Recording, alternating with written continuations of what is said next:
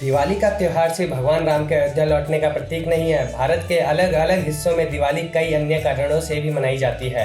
हर क्षेत्र, हर समुदाय की दिवाली से जुड़ी अपनी एक अनोखी कहानी है। दक्षिण भारत में नरकासुर का वध, जैन धर्म में भगवान महावीर का मोक्ष, सिख धर्म में बंदी छोड़ दिवस और गुजरात में नया व्यापारिक वर्ष, ये सब दिवाली का हिस्सा है।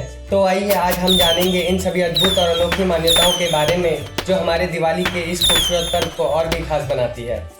सबसे पहले बात करते हैं भगवान श्री कृष्ण द्वारा नरकासुर के वध की। नरकासुर एक शक्तिशाली राक्षस था जो भौतिक बल और दुष्कर्मों के लिए जाना जाता था। उससे देवता तक परेशान थे। उसने 16,100 महिलाओं को बंदी बनाकर रखा था और उनके साथ अत्याचार कर रहा था। उसके आतंक से पूरी पृथ्वी तक परेशान थी, इसलिए भगवान श्री कृष्ण ने नरकासुर का वध किया और 16,100 महिलाओं को उसकी कैद से मुक्त किया।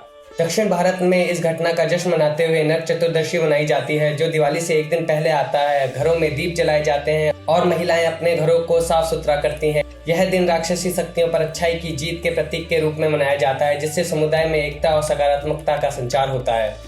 जैन धर्म में भी दिवाली के दिन का बहुत महत्व है, क्योंकि दिवाली के दिन ही भगवान महावीर स्वामी ने मोक्ष प्राप्त किया था। यह मोक्ष जैन धर्म का सबसे उच्चतम लक्ष्य है। जैन समुदाय इस दिन विशेष साधना और प्रार्थनाओं का आयोजन करता है, जिससे वे अपने जीवन में अहिंसा और सत्य के सिद्धांतों का पालन कर सके।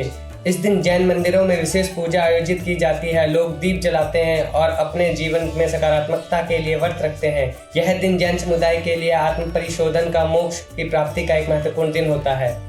अब बात करते हैं सिख धर्म की। सिख धर्म में दिवाली के दिन को बंदी छोड़ दिवस के रूप में मनाया जाता है। गुरु हरगोबिंद सिंह जी को मुगल शासक जहांगीर ने कैद कर लिया था और दिवाली वाले दिन ही उन्होंने 52 कैदियों के साथ स्वतंत्रता प्राप्त की थी। इस साहस और बलिदान ने सिख समुदाय को प्रेरित किया और यह दिन स्वतंत्रता का प्रतीक बन गया। सिख समुदाय इस दिन को श्रद्धा से मनाता है। लोग गुरुद्वारों में जाते हैं, लंगर का आयोजन करते हैं और अपने परिजनों के साथ खुशियां बांटते हैं।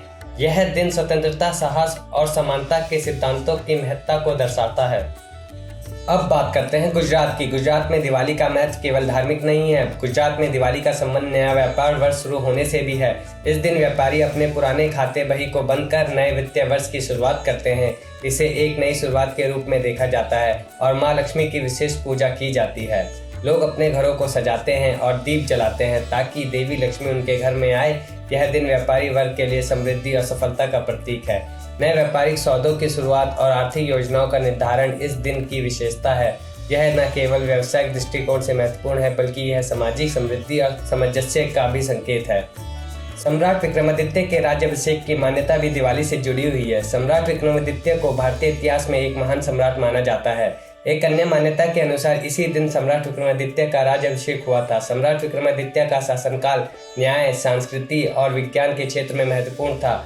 उन्होंने कला और साहित्य को भी बढ़ावा दिया, जिससे उनके साम्राज्य में एक समृद्धि का वातावरण बना। उनके राज्याभिषेक की याद में लोग इस दिन को विशेष मानते हैं और उन्हें श्रद्धांजलि अर्पित करते हैं।